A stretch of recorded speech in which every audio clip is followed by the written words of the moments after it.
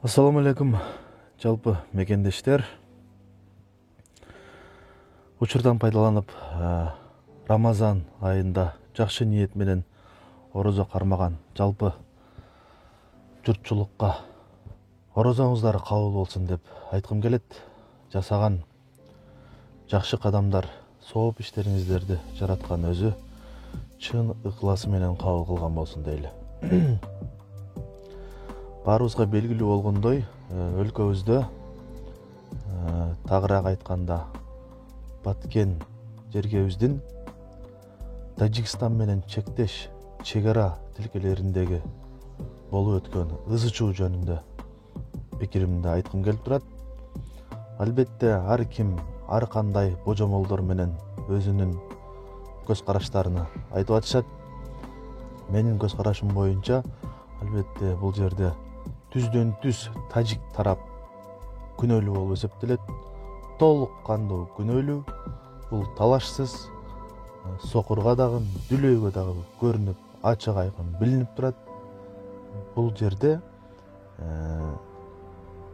эл аралык деңгээлдеги кишилердин көз карашы дагы дал ушундай болот деген ойдомун. Кантсе дагы ызы чуу болду. Бирок бир эле өкүндүргөн жери биздин шейит кеткен азаматтарыбыз, алардын ичинде наристелерибиз аябай өкүнүчтүү болуп турат.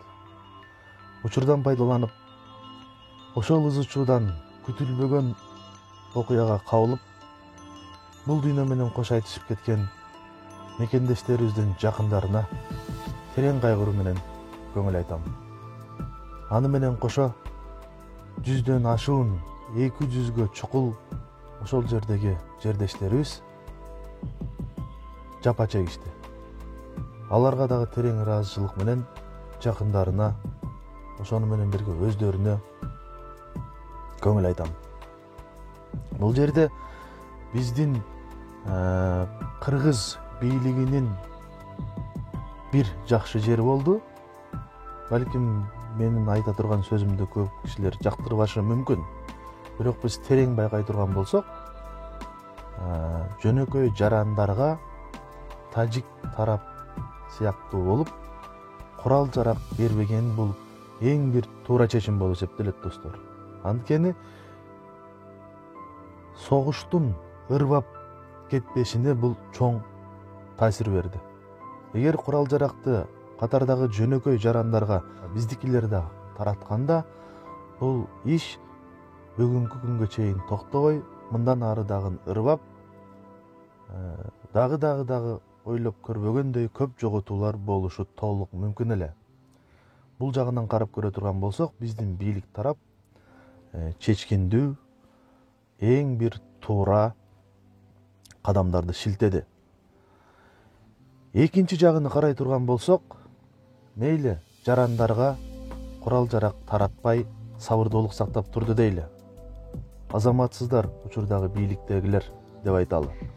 Бирок булардын кетирген чоң кечирилгис күнөөсү ошол жерде кайтарып турган чек арадагы биздин кыргыз аскерлерин жөн гана, мындайча айтканда, кыргызча айтканда, жем кылып салып бергенге барабар болуп калды.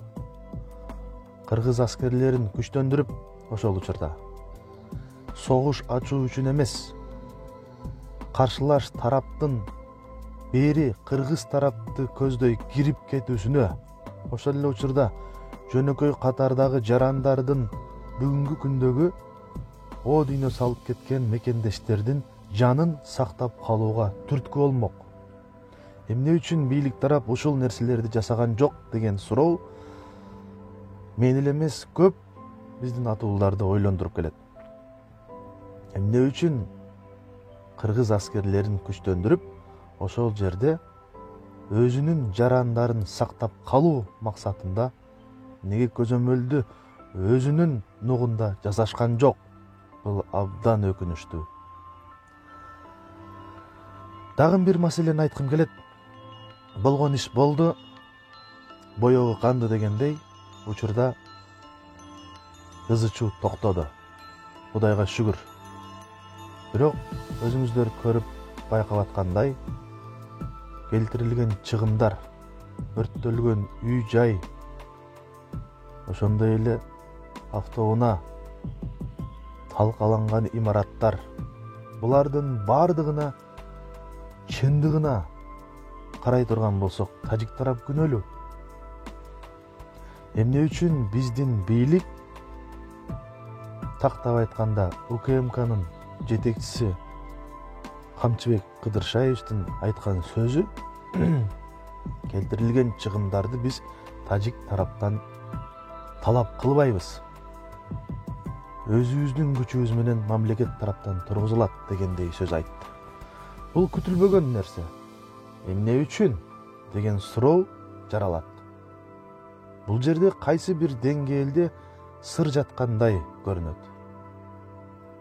Биздин бийлик тарап кайсы бир деңгээлде, кайсы бир макулдашуулардын алкагында тажик тарапка күнөөнү жүктөй албай аткандай көрүнөт. Эмнеси болсо дагы өзүңүздөр карап көрүңүздөр, урматтуу биздин кыргыз бийлиги. Келтирилген чачыранды болуп күлгө айланган чыгымдарды, эгер акчаңыздар көп болсо, биздин бюджетте акчабыз ашып ташып аткан болсо, тажик тарапты аяп жаткан болсоңуздар, өзүңүздөр мамлекеттин күчү менен тез аранын ичинде биздин баткендик жабыр тарткан боордоштордун бүт үй турак жайларын калыбына келтирүүңүздөрдү мен талап кылам. Кыргыздын кайдыгер эмес атуулу катары. Бул тез аранын ичинде боло турган нерсе. Эгин тигин азыр бүт жазгы жайкы талаа иштери башталганда булар ал жагынан дагы жабыр тартып отурушат. Мунун баарын атайын комиссия бекитилип, эсеп кысапты жайында жасап, бардык чыгымдарды калыбына тездик менен келтирүүңүздөрдү мен талап кылат элем. Дагы бир маанилүү жагдайга токтолгум келип турат. Биздин кыргыз калкы ушунчалык бир жакшы сапаты бар. Мамлекеттик деңгээлде жасалып турган иштерди да кайдыгер карап турбай, ушундай ойго келбеген аянычтуу окуяларда бирин бири колдоп, областтык деңгээлдердеги, ошондой эле райондук, айылдык деңгээлдердеги коом фонддордун алкагында макулдашып, акылдашып, алынын жетишинче жөнөкөй жарандардагы өздүк салымдарын кошуп, бүгүнкү күндө Баткендеги жабыр тарткан бир туугандарыбызга жетерлик жардам колун сунушту деп айтсам мен жаңылышпайм. Бардык жардам колун сунган замандаштарга башымды ийип терең ыраазычылык айткым келет. Бирок бул да болсо эсиңерге тутуп койгула, урматтуу бийлик өкүлдөрү. Бөтөн элде бирөөнүн короонун шыпырып, убактылуу эмгектенип жан багып жүргөн мекендештердин милдети болуп эсептелбейт. Бул боюнча дагы терең ойлонгула, уялгыла.